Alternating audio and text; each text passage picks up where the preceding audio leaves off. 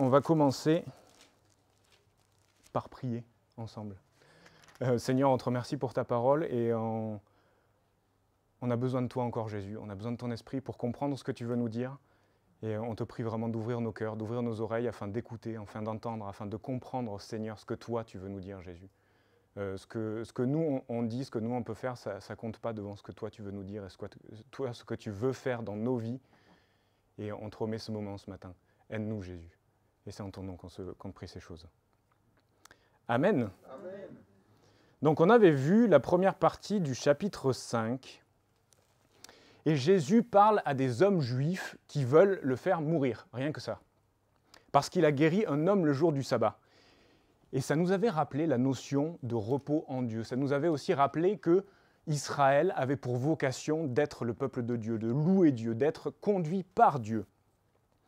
Et ça nous avait aussi rappelé, malheureusement, que chacun de nous est capable de mettre en place une liste de noms, de personnes à abattre, quand elles n'agissent pas comme nous ou différents de ce que nous, on connaît.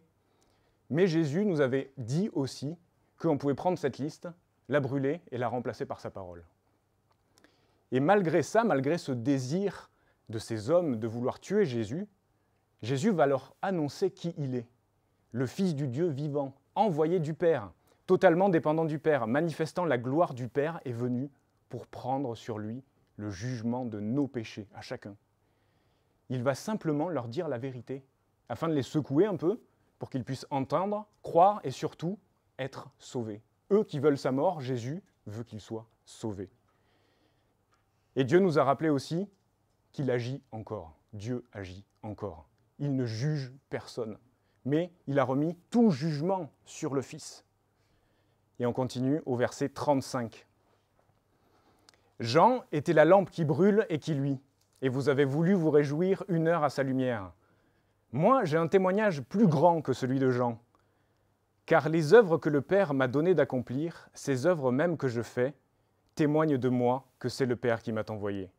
Et le Père qui m'a envoyé a rendu lui-même témoignage de moi. Vous n'avez jamais entendu sa voix, vous n'avez point vu sa face, et sa parole ne demeure pas en vous, parce que vous ne croyez pas à celui qui l'a envoyé. Vous sondez les Écritures parce que vous pensez avoir en elles la vie éternelle. Ce sont elles qui rendent témoignage de moi. Et vous ne voulez pas venir à moi pour avoir la vie. Je ne tire pas ma gloire des hommes. Mais je sais que vous n'avez point en vous l'amour de Dieu. Je suis venu au nom de mon Père et vous ne me recevez pas. Si un autre vient en son propre nom, vous le recevrez. Comment pouvez-vous croire, vous qui tirez votre gloire les uns des autres et qui ne cherchez point la gloire de Dieu seul? Ne pensez pas que moi, je vous accuserai devant le Père. Celui qui vous accuse, c'est Moïse, en qui vous avez mis votre espérance. Car si vous croyez Moïse, vous me croiriez aussi, parce qu'il a écrit de moi. Mais si vous ne croyez pas à ses écrits, comment croyez-vous à mes paroles? On comprend très rapidement que la deuxième partie du message que Jésus adresse à ces gens, il leur révèle le problème, il les confronte à la vérité. Il les aime, il veut les sauver, il leur dit la vérité, mais aussi il les confronte à la vérité. Et c'est ce que Jésus fait avec nous aussi. Et c'est ce qu'on va voir. Jean était la lampe qui brûle et qui luit, et vous avez voulu vous réjouir 1 heure à sa lumière. À cette époque, pour le peuple juif, et c'est toujours encore le cas, un enseignant, c'est une personne qui délivre un savoir. Et un savoir, ça sert à quoi? Ça sert à apporter de la clarté dans notre compréhension, dans nos réflexions. Et on lui donne aussi le nom de lampe, de lanterne dans la culture juive. Celui qui nous éclaire. Et Jésus, ici, fait une belle déclaration concernant Jean-Baptiste. Jean-Baptiste est la lampe qui brûle et qui luit. Je ne sais pas vous, mais si Jésus vous accueille au paradis et vous dit « tu as été la lampe qui brûle et qui luit », je serais très heureux. Et on est d'accord qu'une lampe, son fonctionnement est éphémère. La lumière qu'elle va émettre ne dure qu'un certain temps. Et ça, une lampe a aussi une autre caractéristique, c'est qu'elle doit être portée, elle doit être posée, mais surtout elle doit être allumée. Et ici, le texte nous parle d'un flambeau ou d'un globe de feu, plus qu'une lampe. Et on est d'accord qu'un flambeau, ça ne s'allume pas tout seul. il a besoin d'une action extérieure. Et voilà ce que nous disent les Écritures dans Jean 1, au verset 6. « Il y a eu un homme envoyé par Dieu, son nom était Jean-Baptiste. Il est venu comme témoin, pour rendre témoignage à la lumière, afin que tous croient par lui. Il n'était pas la lumière, mais il vint pour rendre témoignage à la lumière. Et cette lumière était la vraie lumière qui, en venant dans le monde, éclaire tout être humain. Elle était dans le monde, et le monde a été fait par elle. Pourtant, le monde ne l'a pas reçue. » Ou encore dans Luc, la parole de Dieu fut adressée à Jean, fils de Zacharie. Dans le désert, il prêchait le baptême de repentance pour le pardon des péchés. C'est la voix de celui qui crie dans le désert « Préparez le chemin du Seigneur, rendez ses sentiers droits. » Donc Jean-Baptiste était un flambeau que l'on allume pour qu'il répande sa clarté. Et beaucoup de gens, des foules entières, s'étaient déplacés pour venir écouter Jean-Baptiste. Et après s'être repentis, après avoir changé d'attitude et de comportement devant Dieu, ils étaient baptisés. Et ils lui demandaient « Que devons-nous faire ?» Des collecteurs d'impôts étaient baptisés et lui demandaient « Que devons-nous faire maintenant ?» Des soldats sont venus se repentir et lui demander « Mais que devons-nous faire ?» Et Jean-Baptiste va avoir un message personnel pour chacun d'entre eux. Pour la foule, il va dire « Partage ce que tu as avec les autres, ne garde pas tout pour toi. » Pour les collecteurs d'impôts, il va leur dire « Collecte simplement ce que tu dois collecter, pas plus. En gros, ne vole pas, s'il te plaît, ne vole pas. » Pour les soldats, il va leur dire à peu près la même chose. « Contentez-vous de votre salaire et de ce qu'on vous donne. Ne volez pas non plus. » Il va les mettre face à ce qui pose problème dans leur cœur et dans leur vie, à chacun, afin que leur cœur soit droit, honnête, libéré de toute hypocrisie ou mensonge. Et le verset dans Luc nous dit « afin qu'ils soient prêts ». Mais prêts à quoi? Préparés, pourquoi faire? C'est ce que les gens demandent. Pourquoi on a été baptisé? Pourquoi? À partir en mission, à construire un temple, à construire un bâtiment, un royaume? Préparés à voir Jésus tel qu'il est, une fois qu'il sera là. Préparés afin de croire en Jésus. C'est juste ça. Celui qui a été envoyé par Dieu, on le sait, afin de rétablir notre relation avec lui et à l'aimer de tout notre cœur. Est-ce que ça vous arrive de vous tromper? Non? Ah ouais. D'accord, moi ça m'arrive quand même beaucoup. Souvent on s'attache à chercher des choses à faire pour Dieu plutôt qu'à passer du temps avec Jésus. Et c'est mon cas, et c'est le cas de tout le monde. C'est tout ce qu'on a dans le cœur, c'est notre nature qui fait ça. Et quand on cherche absolument à faire quelque chose, on arrive vite à un point où malheureusement on s'élève, on juge, et on se conduit et ça conduit assurément à faire une liste de gens à flatter ou à détruire, comme ces hommes juifs. Et mon message pour vous ce matin, s'il vous plaît, ne vous laissez pas prendre au piège. La simplicité de cœur, la compassion, l'amour, c'est ce qui plaît à Dieu. Donc Jean-Baptiste était la flamme qui brûle, qui est consumée par le feu et qui brille dans les ténèbres. Et Jésus dit, « Messieurs, vous l'avez vu, vous avez été proches de lui, et cette flamme placée au milieu de vos ténèbres vous a fait du bien. Le message qu'il annonçait vous a rendu heureux, vous étiez remplis de joie. » Mais c'était pour un petit instant que Jean a été envoyé, parce que Jean a été envoyé par Dieu afin de préparer l'arrivée du Messie.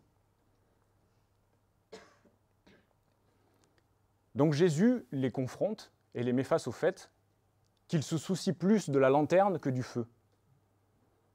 Vous avez déjà été à côté d'une cheminée ou d'un poêle à bois. C'est agréable, surtout quand il fait frais. Qu'est-ce qui réchauffe?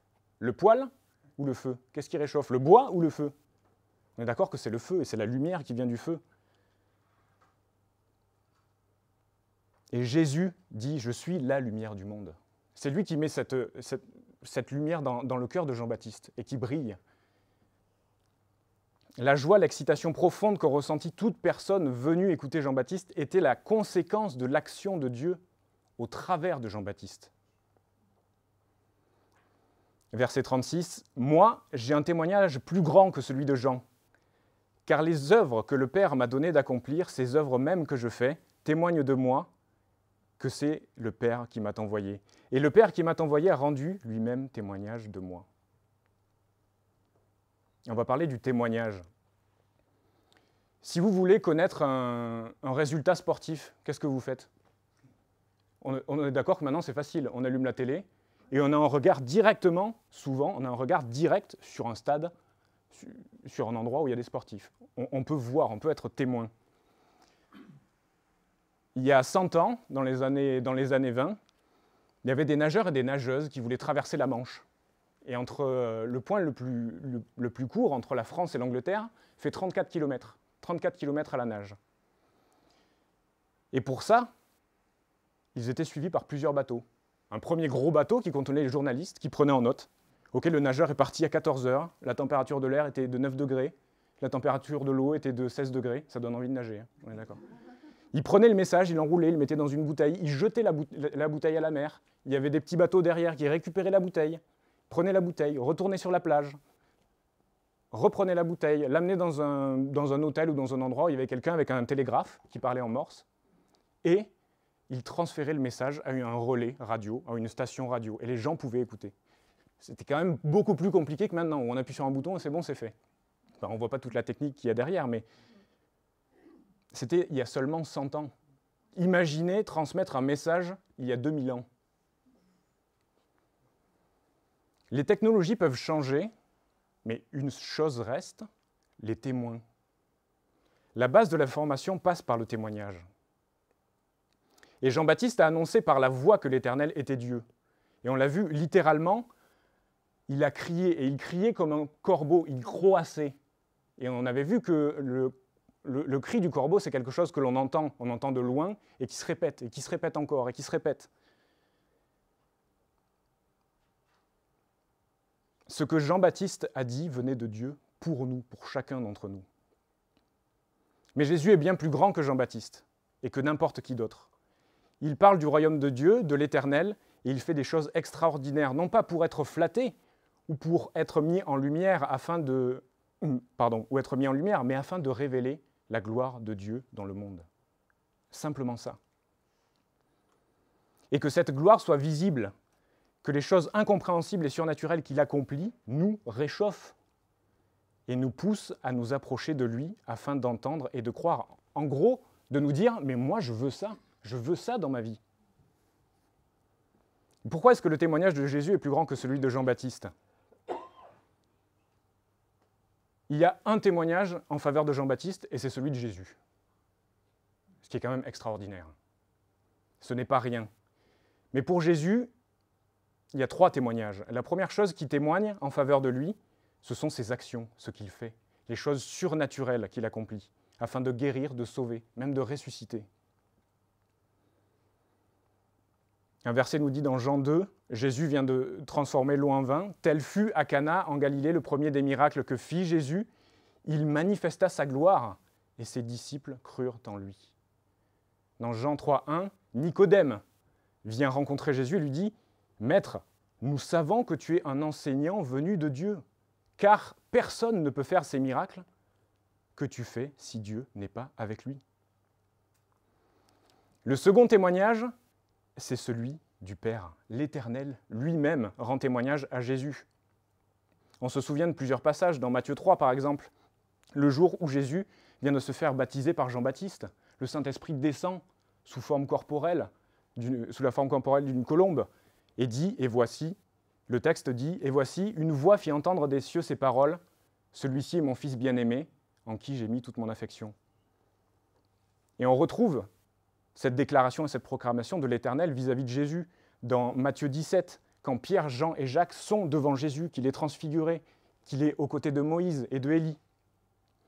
Et le texte nous dit, comme il parle encore, une nuée lumineuse les couvrit, et voici une voix fit entendre de la nuée ces paroles, celui-ci est mon Fils bien-aimé, en qui j'ai mis toute mon affection, écoutez-le. On peut noter que dans le texte, Jésus répète plusieurs fois « le Père qui m'a envoyé »,« le Père qui m'a envoyé »,« le Père qui m'a donné ». Il ne ramène pas tout à lui, mais il ramène tout à celui qui l'a envoyé. Celui qui a agi au travers de Jésus selon sa volonté. Et on le sait que Dieu a envoyé de nombreux prophètes afin de parler aux hommes. Mais aucun n'a reçu ce témoignage public de la part de l'Éternel. « Voici mon Fils en qui j'ai mis toute mon affection. » Et on sait que Jésus a toute autorité sur le monde. Pourtant, Jésus a choisi de se mettre sous l'autorité de l'Éternel. C'est ce qu'on appelle accepter l'autorité de quelqu'un. Se ranger sous la vie de quelqu'un, et la définition de ce mot, c'est la définition du mot soumission. Et on sait que dans notre culture, c'est presque un mot vulgaire, la soumission. Et on nous incite à être centrés sur nous-mêmes. Construis-toi toi-même, et tout ce qui en découle. Hein. Pense à toi, sois indépendant, émotionnellement, spirituellement. Ne construis pas de famille même. Et Jésus, lui, est venu comme un roi serviteur, non pas pour être servi, mais pour nous servir en obéissant à Dieu. Et voilà le modèle de vie que Jésus nous donne. Toujours être dépendant de Dieu, pointer au Père, à Dieu, quelles que soient nos capacités, de les utiliser afin de servir les autres, obéissant et en restant fidèle à Dieu, et aussi en l'aimant de tout notre cœur, et de toute notre âme et de toutes nos forces. Il y a comme une petite différence entre ce que nous dit le monde et le modèle que nous donne Jésus. Et moi, je vous encourage de choisir encore ce modèle, encore et encore, même si vous le choisissez depuis des années, choisissez-le encore, de vous approcher de lui et de le mettre en avant, lui. On continue dans le texte. « Vous n'avez jamais entendu sa voix, vous n'avez point vu sa face, et sa parole ne demeure point en vous, parce que vous ne croyez pas à celui qui m'a envoyé. Vous sondez les Écritures parce que vous pensez avoir en elles la vie éternelle. Et ce sont elles qui rendent témoignage de moi. Et vous ne voulez pas venir à moi pour avoir la vie. » Donc Jésus arrive au cœur du problème, sans détour, afin de donner l'occasion de changer. C'est simplement ça. Et le troisième témoignage, qui témoigne de Jésus, ce sont les Écritures. Et c'est les Écritures qui révèlent Jésus. Son arrivée est annoncée, ce qu'il va accomplir est annoncé, son retour est annoncé.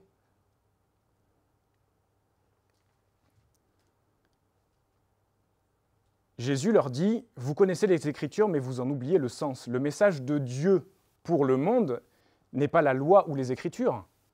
Tout cela sert à annoncer l'arrivée du Messie, le Christ. Et c'est lui qui va porter le péché du monde et qui va nous sauver. Si Jésus fait des miracles, ce n'est pas par lui-même. » Et il leur dit, « Pourquoi est-ce que vous ne croyez pas en moi ? Pourquoi est-ce que les choses extraordinaires que je fais, pour votre bien et pour la vie, parce qu'on est d'accord que Jésus a tout pouvoir. » On se rappelle, moi je me rappelle souvent de Jacques et Jean qui sont avec Jésus, mis face à des Samaritains, et les Samaritains insultent Jésus, lui crachent littéralement au visage parce qu'il est juif. Et Jean et Jacques sont pris de colère, ils sont très impulsifs, et ils vont voir Jésus, ils disent « Mais Seigneur, fais tomber le feu sur eux !» Et Jésus leur dit « Les gars, c'est pas comme ça que ça se passe. Je ne suis pas comme ça. » Mais c'est le pouvoir de Dieu, c'est le pouvoir de Jésus. S'il veut faire tomber le feu du ciel pour juger, il peut. Mais ce n'est pas comme ça qu'il a manifesté sa gloire.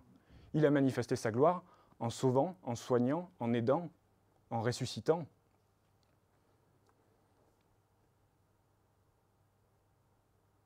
Et donc il leur demande pourquoi est-ce que les choses extraordinaires que je fais, que l'Éternel fait au travers de moi, entraînent chez vous ce désir de me voir mort.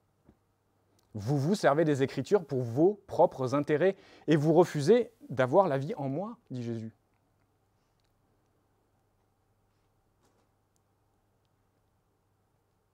Je ne tire pas ma gloire des hommes, au verset 41, mais je sais que vous n'avez point en vous l'amour de Dieu.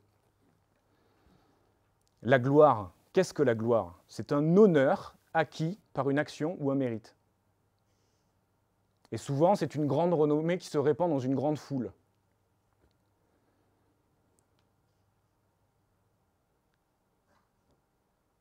Et ce qui peut nous changer le plus, nous encourager le plus, ce n'est pas de vivre en dehors de la réalité, presque sur un nuage, et se dire que tout va bien. Ou même d'être gonflé par un égo chrétien qu'on peut avoir. Cela nous donne la victoire en rien du tout. Ce qui nous donne la victoire, c'est d'avoir une plus grande conscience de la grandeur, de la grâce de Dieu et de son amour pour les pécheurs. Moi, vous, tous les gens qui sont dehors et qui ne connaissent pas Dieu, tous les êtres humains. On se souvient que la parole nous dit « il n'y a pas de juste, pas même un seul ». Pourtant, Jésus est mort pour nous, alors même que nous étions pécheurs. Ce qu'on dit souvent dans la rue, ce qu'on partage. On invite les gens à juste entendre la parole de Dieu. Ils nous disent « mais moi je ne suis pas chrétien ». Et on leur répond « moi avant d'être chrétien, je ne l'étais pas. Mais Jésus m'a aimé quand même. Mais Jésus est mort pour moi quand même. » Verset 43. « Je suis venu au nom de mon Père, et vous ne me recevez pas. » Mon papa m'a raconté une histoire assez drôle, enfin que moi je trouve très rigolote. Dans un service de l'hôpital dans lequel il travaille, dans le même service, sont devenus collègues de travail 2 médecins. Donc ils voyaient les patients, ils soignaient les patients. Et leur nom, c'était Docteur Jésus et Docteur Seigneur. Et mon père n'arrêtait pas de me dire « il faut le faire quand même ». Je disais « oui, mais moi je trouve ça incroyable ». Et j'aime beaucoup quand Dieu fait des clins d'œil de cette manière. Donc si vous vouliez être soigné dans ce service, il fallait passer par le Docteur Jésus, par le Docteur Seigneur. Mais au bout d'un certain temps, le Docteur Seigneur est parti. Il ne resta plus que le Docteur Jésus. Et en gros, la moitié de ce qui est vrai s'est envolé. Et moi, ça m'a fait me souvenir que quand le Seigneur Jésus devient simplement Jésus, c'est un sujet de tristesse. Et ça peut devenir rapidement un problème.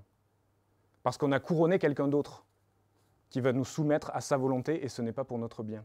Si Jésus, ici, les confronte et il les reprend, ce qu'il dit quand même, c'est pas rien d'entendre ça.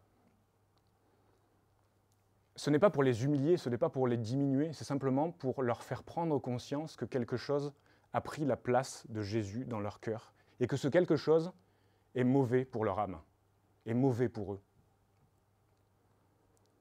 Le texte nous dit « Jésus est venu au nom du Père ». Donc après avoir répété plusieurs fois que le Père l'a envoyé, que c'est le Père qui lui a donné, Jésus redit la même chose, mais en essayant de tourner les choses différemment. C'est le Père qui a envoyé Jésus. Et on se souvient de ce gouverneur qui était venu demander de l'aide à Jésus pour guérir son fils, mourant. Il était sous l'autorité du roi Hérode. Il se déplaçait au nom du roi, il le représentait, et ses actions, ses paroles, allaient se répercuter sur le roi, et vice-versa. Et selon la personne qui nous envoie, il y a plus ou moins de prestige. Mais le point principal, c'est que quand une personne est envoyée, ce n'est pas elle qui s'envoie elle-même. Et Jésus ne s'est pas envoyé lui-même, il a été envoyé par le Père. Et ça démontre, encore une fois, sa soumission, son obéissance. Est-ce que vous le croyez, que Jésus est le Seigneur, est le Messie, et qu'il a été envoyé par le Père? Que Jésus est mon Seigneur à moi. C'est le moment de parler de soi un peu. Jésus, t'es mon Seigneur à moi, on l'a chanté.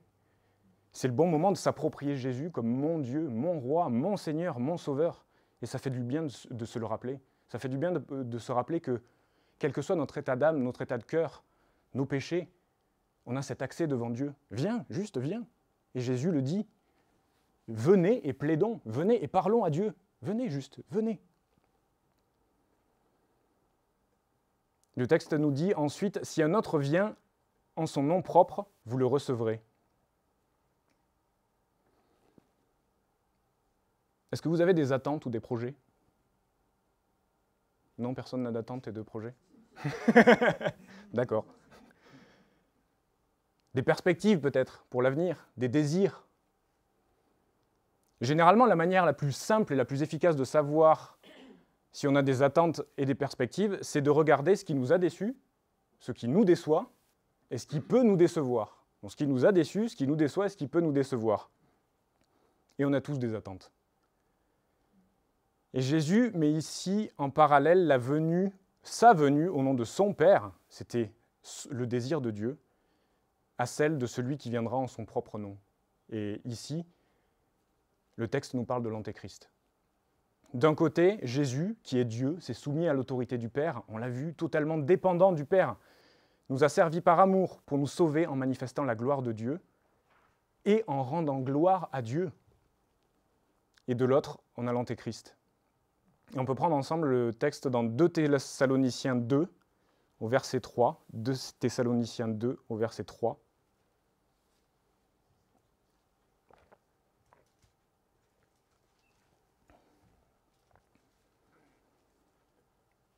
« 2 Thessaloniciens 2 au verset 3. Et on va voir ce que les Écritures vont nous dire. « Que personne ne vous séduise d'aucune manière, car il faut que l'apostasie soit arrivée auparavant, et qu'on ait vu paraître l'homme impie, le fils de la perdition, l'adversaire qui s'élève au-dessus de tout ce qu'on appelle Dieu ou de tout ce qu'on adore. Il va jusqu'à s'asseoir dans le temple de Dieu, se proclamant lui-même Dieu. Car le mystère de l'iniquité agit déjà. Il faut seulement que celui qui le retient encore ait disparu. Et alors paraîtra l'impie que le Seigneur Jésus détruira par le souffle de sa bouche, et qu'il écrasera par l'éclat de son avènement. L'apparition de cet impie se fera par la puissance de Satan, avec toutes sortes de miracles, de signes et de prodiges mensongers, et avec toutes les séductions de l'iniquité pour ceux qui périssent, parce qu'ils n'ont pas reçu l'amour de la vérité pour être sauvés. » L'Antéchrist ne s'est soumis à personne, n'est dépendant de personne, ne cherche personne, ne sert personne d'autre que lui-même et cherche sa gloire. Et le monde va l'adorer, ce que nous dit le texte, plus que tout ce que l'on peut adorer, parce qu'il va répondre aux attentes de tous. Et c'est pour ça que le texte nous dit « ne vous laissez pas séduire ». Il va proposer des idées extraordinaires pour apporter la paix dans le monde et la prospérité dans le monde, allant jusqu'à passer une alliance avec Israël afin de reconstruire le temple. Les sacrifices d'animaux vont recommencer, comme dans l'ancienne alliance, comme si Jésus n'était jamais venu. Ça s'appelle balayer la réalité. Mais ce n'est qu'un mirage de paix. Parce que l'Antéchrist va rentrer dans le lieu saint, il va stopper les sacrifices et dire qu'il est Dieu. Mais cela va encore plus loin que ça. Dans Daniel 7, au verset 2, on lit qu'il va tout faire pour changer les lois et le temps. Et on ne parle pas simplement des lois des contraventions. Il ne va pas mettre la contravention à 1 euro. Ça va beaucoup plus loin que ça. Les lois, c'est les fondements même de ce qui existe. Le temps, ce qui a été créé par Dieu. Et on peut avoir des exemples simples. Faire une semaine de 11 jours, déclarer l'an 1, et d'autres choses beaucoup plus bizarres. Il va tout faire pour changer la réalité que Dieu a créée. Et faire plus opposé à ça que Dieu, faire plus opposé à Dieu que ça, si je commence à mettre les mots dans le désordre, vous allez peiner à m'écouter. Donc, c'est pas possible. Il veut s'installer comme Dieu alors qu'il ne l'est pas. Et c'est ce qu'on appelle l'abomination de la désolation. Mais ce ne sera qu'un mirage. Parce que le texte aussi nous dit « Jésus, le Seigneur, le détruira par le souffle de sa bouche. Il l'écrasera par l'éclat de son avènement. » Jésus nous le dit. Il va revenir pour récupérer ce qui lui appartient. Parce qu'il a déjà vaincu le monde, le péché, le diable et la mort. Et on sait ce qui va arriver parce que les Écritures nous l'annoncent. Et je vais vous citer quelques versets j'allais le dire en anglais, mais de l'Apocalypse au verset 19. La bête fut prise, et avec elle le faux prophète, qui avait fait devant elle les prodiges par lesquels il avait séduit ceux qui avaient pris la marque de la bête et adoré son image. Apocalypse 20, 10 nous dit « Et le diable, qui les séduisait, fut jeté dans les temps de feu et de soufre, où sont la bête et le faux prophète. Et ils seront tourmentés nuit et jour, aux siècles et des siècles. » Game is over, c'est fini. Jésus a déjà remporté la victoire. Et si Jésus n'est pas le Seigneur de notre vie, Seigneur dans nos cœurs, on l'a dit juste avant, il y a quelque chose qui prend la place et qui va nous soumettre, qui va nous séduire et qui va nous amener loin de Dieu. Littéralement, un des synonymes pour séduire, c'est la corruption. On va être corrompu. Et ça va peser très lourd dans nos vies, avoir de lourdes conséquences, allant même jusqu'à changer notre perception de la réalité et vouloir changer la réalité par tous les moyens. Et on a des exemples. Dans notre société, on n'accepte pas la création, on n'accepte pas la réalité de Dieu, et on veut changer la réalité par tous les moyens. Parce que quelque chose est dans nos cœurs et nous soumet à sa volonté, parce qu'on est loin de Dieu. Et changer la réalité par tous les moyens, réfléchissez à ces 3 mots, tous les moyens. C'est affreux ce qu'il y a dans nos cœurs, par nature. C'est réellement affreux. Luc nous dit au chapitre 6, verset 45, « L'homme bon tire de bonnes choses du bon trésor de son cœur, et le méchant tire de mauvaises choses de son mauvais trésor. » Bon, d'accord, Thibaut, tu nous plombes depuis tout à l'heure avec tout ça, mais la réalité, c'est dur, on est d'accord, c'est difficile. Comment on fait pour y faire face? Comment fait-on pour tenir le coup? On écoute ce que Jésus dit et on le croit. Jésus nous dit dans Matthieu 11, « Prenez mon joug, car il est léger. Prenez mon joug et recevez mes leçons, car je suis doux et humble de cœur. Et vous trouverez le repos de vos âmes. Car mon joug est doux et mon fardeau est léger. » La seule liberté, c'est d'accepter Jésus, que Jésus vienne vivre dans notre cœur, et l'accepter comme Sauveur et Seigneur. Docteur Jésus, Seigneur. Docteur Seigneur Jésus. Et on sait que Jésus ne veut pas répondre à nos attentes. Il veut juste vivre avec nous, et qu'on soit le plus proche possible de lui. Parce que Jésus est vivant, c'est une véritable personne. Il nous aime, juste il nous aime. Peut-être que ça ne fait pas de sens, parce que dans le monde dans lequel on vit, on parle beaucoup d'amour. Il faut s'aimer les uns les autres. Mais Jésus nous aime et il l'a prouvé à la croix. Il l'a prouvé dans sa mort, et il l'a prouvé aussi dans sa résurrection. Et le texte qu'on vient de voir dans Luc nous dit « Trouvez le repos de votre âme ». Pas dans nos pensées, pas dans nos corps, pas un repos matériel, dans notre âme. Et on l'avait vu avec la guérison, encore une fois, du fils du gouverneur. Jésus veut que cet enfant guérisse, c'est certain, mais il veut plus que ça. Il veut que cet enfant puisse croire en Jésus, croire en lui. Il veut que ses parents puissent croire en Jésus. Il veut que tous les employés de la maison puissent croire en Jésus, et c'est ce qui va se passer. Au verset 44, on continue. « Comment pouvez-vous croire, vous qui tirez votre gloire les uns des autres, et qui ne cherchez point la gloire qui vient de Dieu seul. » Est-ce que vous savez qu'il existait une fourmi qui a une tête ronde et qui sert littéralement de porte pour une fourmilière? Ça existe. Quand une fourmi se présente, cette fourmi a une tête ronde, vraiment ronde, de la taille de la fourmilière. Et ce qui se passe, c'est que quand une fourmi se présente, elle se décale, elle laisse passer la fourmi, elle la laisse entrer ou sortir, et elle se repositionne. Littéralement, c'est une porte vivante. Elle a été faite pour ça. Il existe d'autres fourmis dont l'abdomen se gonfle, et se remplit de liquide sucré. Et elle va le distribuer aux autres fourmis. Littéralement, c'est une citerne vivante. Certains types de fourmis vont avoir des formes et des tailles différentes selon leur rôle. Et on en voit des toutes petites, agiles, rapides, qui se faufilent partout, et elles sont faites pour bâtir et réparer. Les grosses, elles, qui ont de grosses mandibules, vont être faites pour le combat. Elles vont défendre la fourmilière. Et entre les deux, on a des fourmis qui sont assez résistantes, endurantes et capables de couvrir de longues distances. Elles sont faites pour l'exploration et aller chercher de la nourriture. Elles ont un rôle spécifique chacune. Et avant de parler de mission, avant de parler d'engagement, on a un rôle spécifique depuis notre naissance. Tout comme la vocation du peuple d'Israël, c'était de louer Dieu et d'être conduit par Dieu. Jésus nous a créés pour qu'on puisse le louer et passer du temps avec lui. Et on peut essayer de se donner d'autres rôles. On peut le faire, c'est possible. Moi, je le fais. Ça m'arrive. Mais quand je fais ça, à qui revient la gloire? À moi. Ou à d'autres qui peuvent me donner ce que je désire.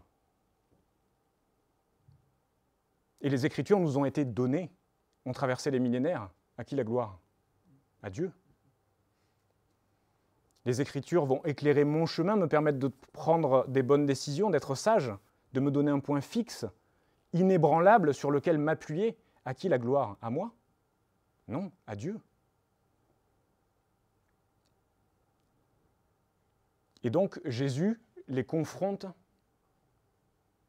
et les met face à leur orgueil et leur fierté. Et il le fait pour nous aussi, parce qu'on se rappelle que ce qui a été écrit il y a 2000 ans, ce qui était vrai il y a 2000 ans, c'est vrai pour nous aussi maintenant. Et on continue au verset 45. « Ne pensez pas que moi je vous accuserai devant le Père. Celui qui vous accuse, c'est Moïse, en qui vous avez mis votre espérance. Car si vous croyez Moïse, vous me croiriez aussi, parce qu'il a écrit de moi. Même si vous ne croyez pas ses écrits, si vous ne croyez pas ses écrits, comment croirez-vous à mes paroles ?» On sait que Dieu ne juge pas. Et Jésus, malgré ce que désirent ces hommes, et malgré leur orgueil, malgré leur désir de le voir mort, leur dit « Je ne vais pas vous accuser devant le Père. Je ne suis pas là pour juger, pour accuser, pour condamner, pour terrifier. Ce n'est pas qui je suis. » Je ne sais pas, essayez de vous rendre compte que Jésus ne nous accuse pas, ne nous juge pas, ne nous condamne pas. Le diable, dans les moments difficiles, va se servir de la peur afin de nous décourager par le jugement, par l'accusation, par la condamnation. Mais on le répète encore, Jésus est venu pour nous sauver de tout cela. Merci Seigneur, merci Jésus. Bon, par contre, Jésus va nous dire ce qui ne va pas dans notre cœur. Et on le voit encore. Nous mettre face à nous-mêmes. Et c'est ce que nous rappelait Steve. Jésus nous met face à nous-mêmes, mais ne nous laisse pas seuls face à nous-mêmes. Et c'est une preuve d'amour. Le texte nous dit « Si vous croyez à Moïse, vous me croiriez. »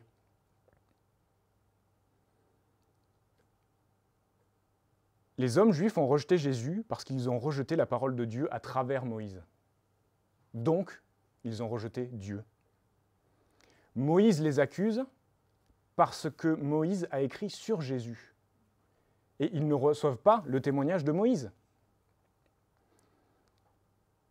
Dans Deutéronome 18, au verset 18, il est écrit « Je leur susciterai du milieu de leurs frères un prophète comme toi.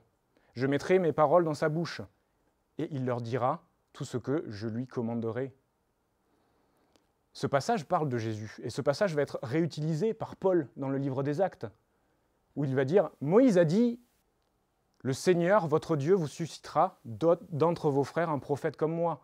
Vous l'écouterez dans tout ce qu'il vous dira. » On parle de Jésus. Paul parle de Jésus. Quand Philippe vient de rencontrer Jésus, il est émerveillé devant Jésus. Et la première chose qu'il veut faire, c'est courir pour aller annoncer ça à son ami Nathanaël. Il le voit, il lui dit « Nous avons trouvé celui de qui Moïse a écrit dans la loi et dont les prophètes ont parlé. Jésus de Nazareth, fils de Joseph. »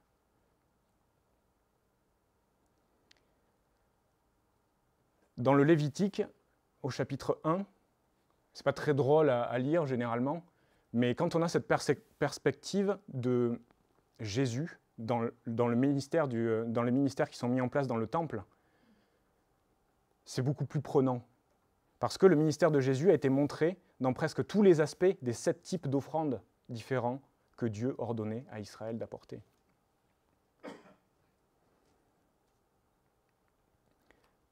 Dans Nombre, au chapitre 21, on se souvient de Moïse qui fait un serpent de bronze et qui le met sur une perche au milieu du camp. Et tous ceux qui voient ce serpent, qui ont été mordus par un serpent qui a une morsure mortelle, tous ceux qui le regardent sont guéris et sont sauvés. Et dans la Bible, le bronze, j'ai mon accent toulousain qui revient, là, il a envie, c'est pour ça que le bronze est toujours symbole du jugement. Le serpent, symbole du péché. Et le serpent de bronze, sur une perche, signifiait que Dieu avait jugé leur péché. Mais Dieu apportait un moyen d'être guéri de la mort, simplement en regardant le serpent. Et cela représente Jésus mort à la croix pour nos péchés. Les écrits de Moïse étaient prophétiques. Et donc, Jésus leur dit, si vous ne croyez pas à ces écrits, si vous ne croyez pas à tout ça, j'aurais beau vous parler, ça ne changera rien. Et Jésus les appelle à croire à ce que Moïse, ce que les Écritures, ce que ses œuvres, ce que Jean-Baptiste, ce que le Père ont témoigné sur lui, qu'il est le Messie.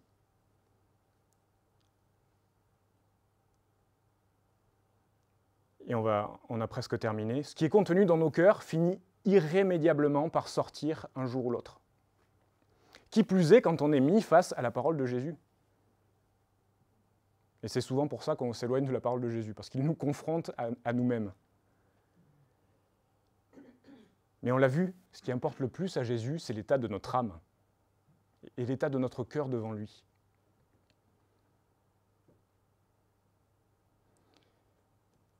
Jésus met en lumière l'hypocrisie de ces hommes, leur fierté, leur utilisation de la parole de Dieu afin de se servir eux-mêmes, se glorifier eux-mêmes. Et voilà ce qu'a dit un pasteur. Jésus met en lumière l'hypocrisie parce qu'il veut libérer les hypocrites de leur hypocrisie. Jésus confronte les religieux parce qu'il veut libérer les religieux de leur religiosité. Jésus confronte les pécheurs parce qu'il veut libérer les pécheurs de leurs péchés. Jésus confronte mon péché à moi, Thibaut, parce qu'il veut libérer Thibaut de son péché. Est-ce que vous aimez vous faire reprendre comme ça? Moi non plus. Mais c'est juste une mise en garde. Jésus nous met en garde contre l'hypocrisie. Elle est dangereuse parce qu'elle endurcit notre cœur. Et si on a un cœur dur, on devient orgueilleux. Et on sait que Dieu s'oppose aux orgueilleux. Mais Dieu nous aime. Il va toujours trouver un moyen pour nous rejoindre. Et donc Jésus nous met en garde contre l'hypocrisie et nous appelle avec amour à en sortir. Et on sait qu'on n'a plus besoin de jouer la comédie, on n'a pas besoin de ça. On n'a pas besoin de se cacher. On n'est pas obligé de faire ça. Jésus est mort pour ça, pour nous libérer de tout ça. Et il ne joue pas avec nous. Et on sait que souvent, dans le monde dans lequel on joue avec les gens. Pour nos désirs. Mais Jésus ne fait pas ça. Jésus ne fait pas ça. Et on va terminer par ce verset. Si vous entendez la voix du Seigneur, n'endurcissez pas vos cœurs. N'endurcissez pas vos cœurs. On prie ensemble ? Jésus, merci parce que ta parole est vraie. Et merci parce que tu nous reprends aussi parfois. Et même si c'est pas agréable, on sait que tu fais ça parce que tu nous aimes. Parce que tu veux laver nos cœurs aussi. Et moi, Seigneur, je te demande pardon pour mon péché. Je te demande pardon pour mon orgueil, pour mon hypocrisie devant toi, Seigneur. Et on te prie, Seigneur, pour toutes les personnes qui sont ici, que tu puisses vraiment nous aider à avoir un cœur doux, tendre et humble devant toi. Qui ne soit pas endurci en entendant ta parole, Jésus. Parce que si tu nous parles, toi, Seigneur, c'est que tu as quelque chose à nous dire, et ce que tu veux nous dire, c'est la meilleure chose qui puisse nous arriver. Et on veut simplement t'écouter, toi, Jésus, te louer, toi, te dire que tu es notre Seigneur et notre Sauveur. On t'aime, Jésus, en ton nom. Amen.